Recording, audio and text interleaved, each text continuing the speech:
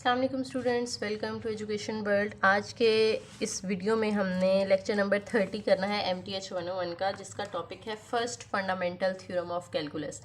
इस बुक के अंदर हमने सेकंड फंडामेंटल थ्योरम भी पढ़ना है और फर्स्ट भी पढ़ना है। तो आज हम अपना फर्स्ट फंडामेंटल थ्योरम स्टार्ट कर रहे हैं।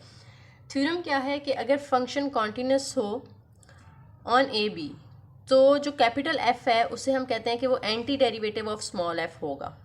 ठीक है, उसको हम यूँ लिख सकते हैं कि जब आप इंटीग्रेशन करें एफ ऑफ एक्स की ओवर इंटरवल ए बी, तो हमने पिछले लेक्चर के अंदर भी देखा था कि जो फंक्शन आता है हमारे पास एफ ऑफ एक्स, उसके अंदर हम पहले अपर लिमिट पुट करते हैं तो एफ ऑफ बी हो जाएगा, माइनस लगा के लोअर लिमिट पुट करते हैं तो वो एफ ऑफ ए हो जाएगा।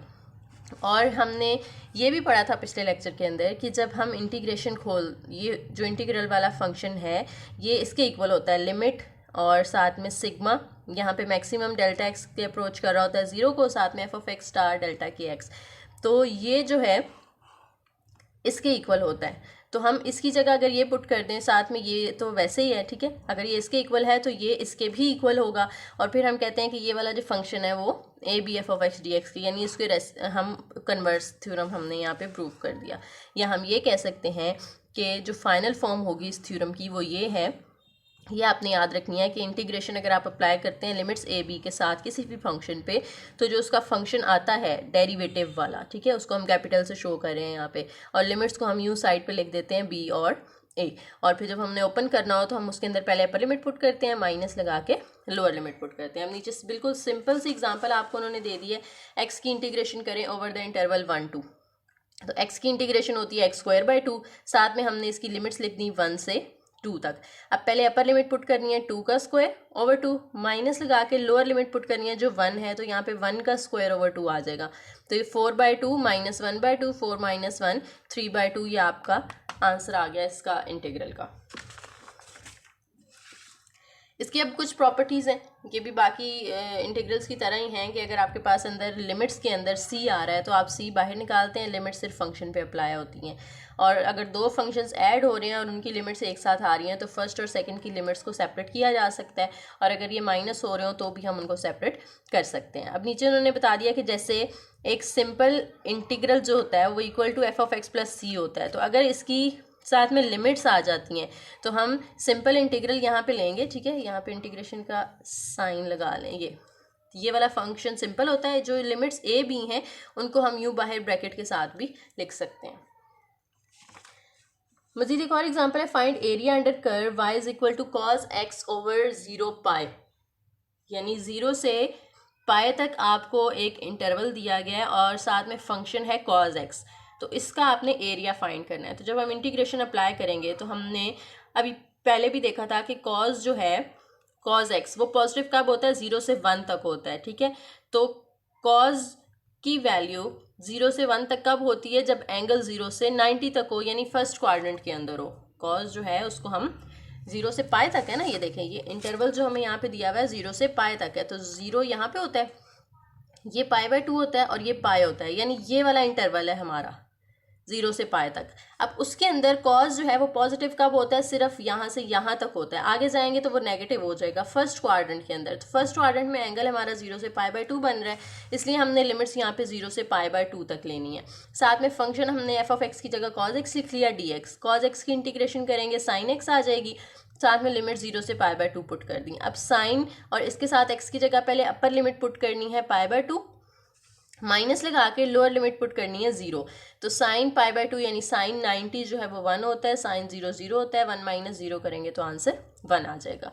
नेक्स्ट एग्जांपल के अंदर अब 3 फंक्शंस यहाँ पे ऐड और सब्ट्रैक्ट हो रहे हैं एक साथ और लिमिट्स 0 से 3 तक दी हुई हैं, तो हम फर्स्ट के साथ इंटीग्रेशन और लिमिट अलग कर सकते हैं, सेकंड के साथ अलग कर सकते हैं और इस थर्ड 1 के साथ अलग कर सकते हैं, या हम इकट्ठा इवेल्युएट करना चाहें तो इकट्ठा भी कर सकते हैं, उसमें भी कोई इशू नहीं है, ठीक है। आगे मैंने दोनों तरीके से लिख दिया है कि अगर हम अलग अलग करते हैं तो वो x4/4 आ जाएगा x³ की इंटीग्रेशन, और x4x की इंटीग्रेशन आ जाएगी 4x²/2 और 1 की इंटीग्रेशन x हो जाएगी, और साथ में लिमिट्स लिखते हैं। या आप अगर इकट्ठा करना चाहते हैं तो इन सबको एक दफ़ा लिख के लिमिट्स बाहर अप्लाई कर दें एक ही दफ़ा, दोनों नोटेशंस ठीक हैं। जब हमने यहाँ पे लिमिट्स अप्लाई करनी है तो यहाँ पे अपर लिमिट पुट करेंगे 3, 3/4/4 माइनस लगा के ये इसमें भी अपर लिमिट पुट कर दें, यहाँ पे कटिंग कर दी मैंने, 2×2=4 और एक्स स्क्वायर की जगह 3 का स्क्वायर आ गया, प्लस इस एक्स की जगह भी अपर लिमिट पुट कर दी 3, यानी ये पूरा फंक्शन मैंने एक दफ़ा यहाँ पे लिखा है और इसके अंदर जहाँ एक्स आ रहा था वहाँ मैंने अपर लिमिट 3 पुट कर दी। फिर माइनस लगा के ये पूरा फंक्शन आपने दोबारा लिखना है और जहाँ एक्स आ रहा है वहाँ पे उसकी लोअर लिमिट आ जाएगी 0। 0 वाला फंक्शन तो ये सारा ख़त्म हो जाएगा, इसको हमने सिंप्लीफाई कर लेना है। ये आ जाएगा 81/4 माइनस 9×2=18 प्लस 3 और एलसीएम लेंगे तो 21/4 आंसर आ जाएगा। इसी तरह से एक और एग्जांपल है जिसके अंदर हमने इवैल्यूएट करना है फंक्शन को और फंक्शन हमें दो दिए हुए हैं। एक की लिमिट जो है वो तब है जब वो 2 से छोटी होती है एक्स की वैल्यू, दूसरा तब हमने यूज़ करना है जब एक्स की लिमिट जो है वो 2 से बड़ी हो जाए। तो 0 से 6 तक तो हमें ओरिजिनल लिमिट्स दी हुई है ना, तो ये हमने उस मेथड से करना है जिसमें हम ऐड करते हैं दो इंटीग्रेशंस को। तो यहाँ पे हमने 0 से 6 तक जो बड़ी थी वो एक साइड पे लिखी, इक्वल के उस साइड पे अब देखें बीच में हमें एक्स की एक वैल्यू 2 दी हुई है, तो हमने 0 से 2 तक लिमिट अलग कर लेनी है और 2 से 6 तक फिर अलग कर लेनी है, क्योंकि 0 से 6 तक जाना था ना हमने, तो बीच में हमने एक 0.2 लिया क्योंकि क्वेश्चन के अंदर 2 था। तो 0 से 2 तक सेपरेट कर ली, फिर 2 से 6 तक सेपरेट, दोनों के साथ हमने f(x) dx लिख दिया।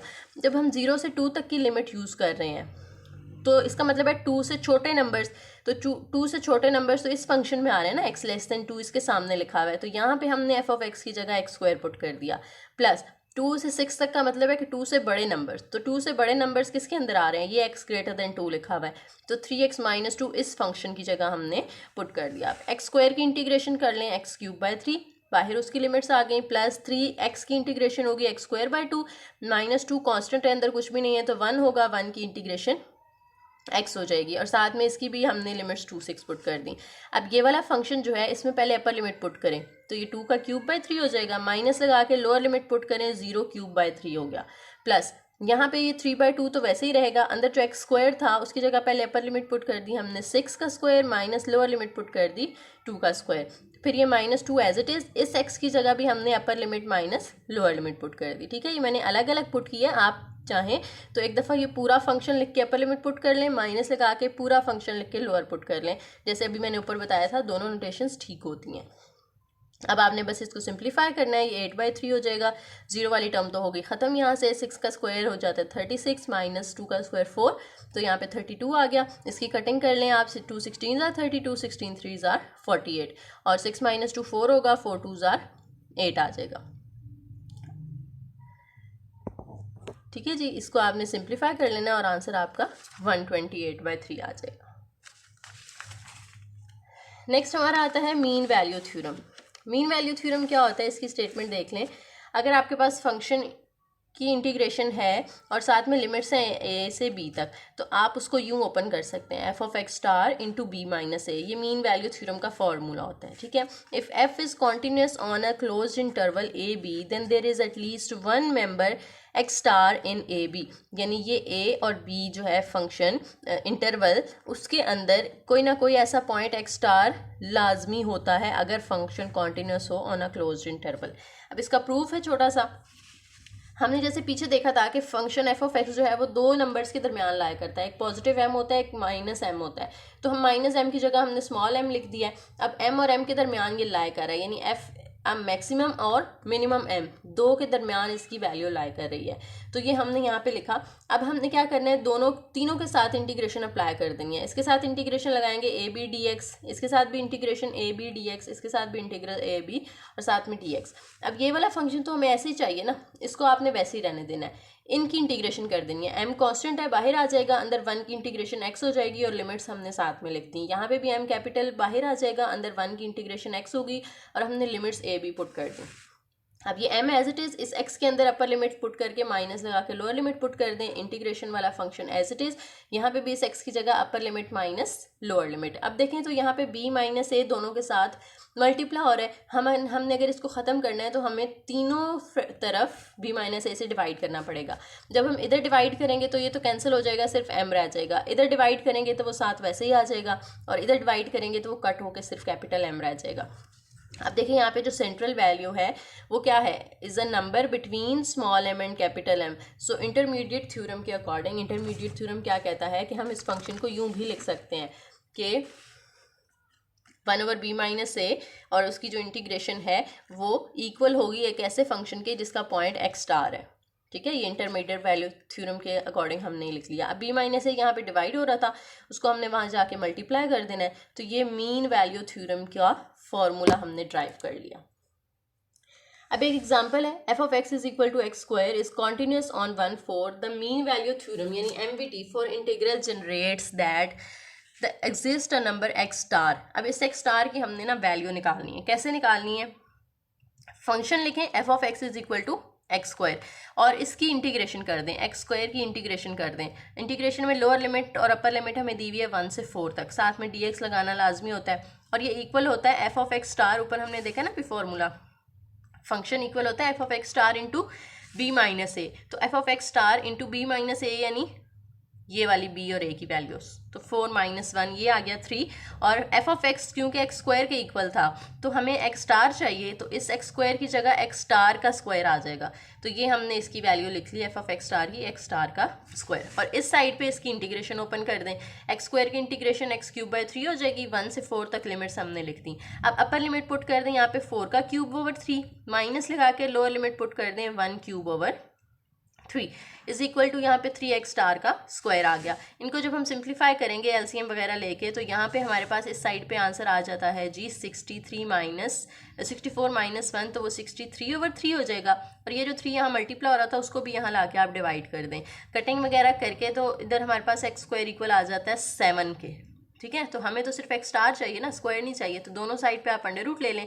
जब अंडर रूट कैंसिल होगा तो यहाँ पे इसका तो अंडर रूट हो गया कैंसिल, लेकिन इसका कैंसिल नहीं होता तो इसके साथ हम प्लस माइनस 2 साइन भी लगा सकते हैं। ठीक है, यूं भी लिख सकते हैं आप +-√7। तो इस तरह से हमने x स्टार की वैल्यू निकाली by using mean value theorem. इसके अंदर मेंशन किया हुआ था उन्होंने कि MVT यूज़ करना है आपने, मीन वैल्यू थ्योरम। लास्ट एक डेफिनेशन है हमारी यहाँ पे, एवरेज वैल्यू थ्योरम किसे कहते हैं। अगर फंक्शन इंटीग्रेबल हो किसी इंटरवल के ऊपर तो उसकी जो एवरेज वैल्यू होती है या जो उसकी मीन वैल्यू होती है वो उसको हम इस तरह से डिफाइन करते हैं। ये सेम वही फॉर्मूला बन रहा है ना मीन वैल्यू थ्योरम वाला। ठीक है, एक साइड उसकी जो हमारी सेंट्रल वैल्यू आई थी 1/b-a integration ab f of x dx, और इसमें f के साथ हम एवरेज लिख देते हैं avg, ताकि हमें पता चले कि ये एवरेज वैल्यू जो है हम फाइंड कर रहे हैं। अगर function x is equal to y है तो f ऑफ एवरेज जो है वो भी इक्वल होगा average value of y with respect to x over ab। तो ये बस इसकी डेफिनेशन थी छोटी सी कि आपने फंक्शन के साथ एवरेज लिख देना होता है। तो आज का ये छोटा सा लेक्चर था जिसके अंदर हमने डेफिनेट इंटीग्रल देखा कि कैसे ओपन करते हैं।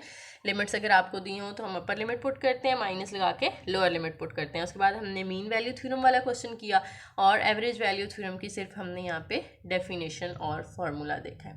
Thank you.